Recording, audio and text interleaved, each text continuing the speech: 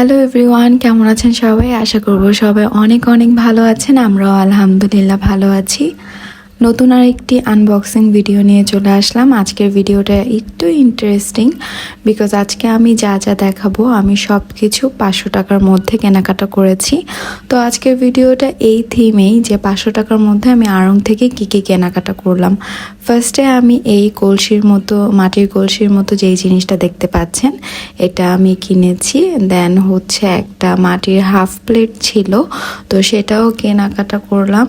আর এটার দাম ছিল 135 টাকার মতো। আর আমি আসলে গিয়েছিলাম মাটির জিনিসপত্র কেনার জন্যই, তো ভাবলাম যেহেতু আমার সব কিছু 500 টাকার মধ্যে কেনাকাটা হয়ে গেল, তাও আবার আড়ংয়ে, এই জন্য আমি জিনিসটা শেয়ার করা আর কি।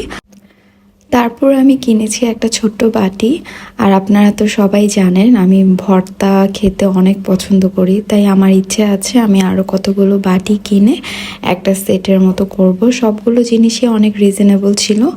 আর এই ডিজাইনটা আমি মাটির হাফ প্লেটটার সাথে ম্যাচিং করে কিনেছি, দেখতে পাচ্ছেন একসাথে খুবই ভালো লাগছিল।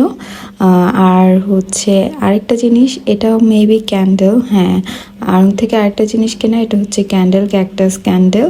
ক্যান্ডেলটা আমার এত ইউনিক লেগেছে আর অনেক সুন্দর লেগেছে, তো ভাবলাম এইটাও নিয়ে নিই। আর এটার দাম পড়েছিল 144 টাকার মতো। দেখতে পাচ্ছেন সুন্দর লাগছিল কিন্তু দেখতে। আর এই জিনিসগুলো কেনাকাটার আরেকটা রিজন হচ্ছে আমি একটা টি কর্নার করব, তো সেখানে কিছু ডেকোরেশনের জন্য আমার এগুলো লাগবে।